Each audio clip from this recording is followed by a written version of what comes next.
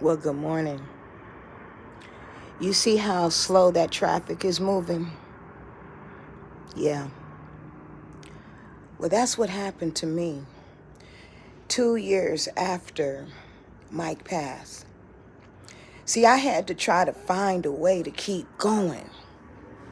And what I did was, the first thing I did, I asked God, what could I do? And he said, become an insurance agent. And so you could share with the women, because what I was feeling, sis, was so heavy, because I felt like I had been hit by a Mack truck. I was in the woods all by myself, and I was waiting to be rescued. I was waiting to wake up. I was waiting to be Dorothy from the Wizard of Oz, where you click your heels and you wake up and you in your bed and he's right next to you. He right next to me, right? But every time I woke up, he was not there. And it wasn't until I was in an auto accident 2 years after he passed that I felt like God had me right where he wanted me. Because now he had my undivided attention. And I was so afraid, because what it took was the two incomes. The two incomes. I didn't realize how much he contributed to our lifestyle until he left. I didn't know what I was going to do. So I was trying to keep the lights on. I was trying to keep the lights on. And it felt like I was robbing Peter to pay Paul.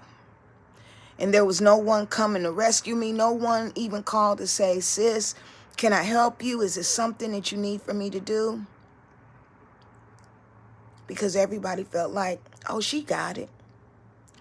See, after the funeral, when everyone goes home and now you're left alone by yourself, and the reality sits in. But God had me right where he wanted me to be, where it was just he and I.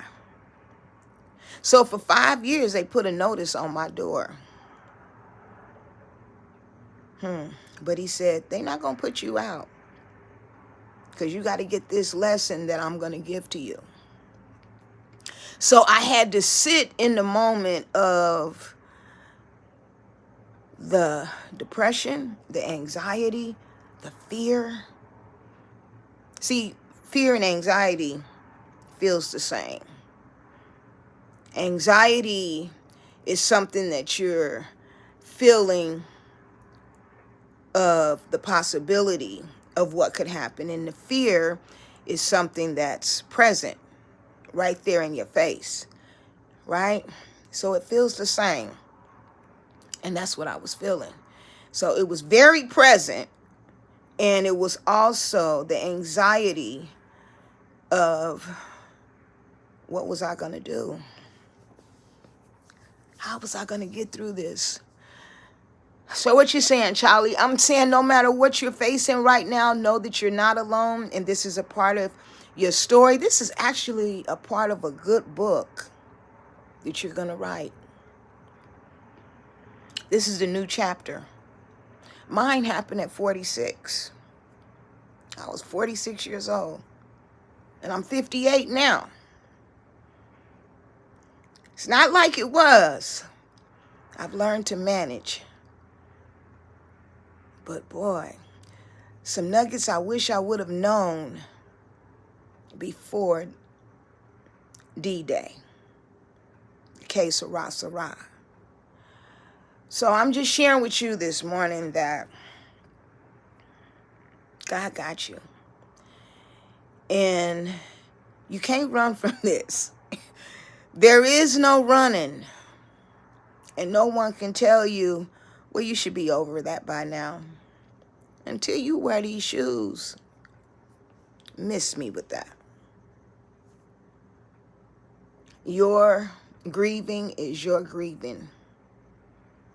And when it's time that you can manage it, you will. Took me 5 years.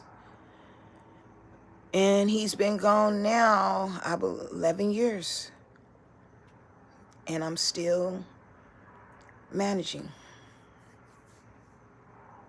Anyway, I wanted to share that with you. How you feeling this morning? It's a different day. But some days it feels like it's heavier than others. I know. God got you, mama.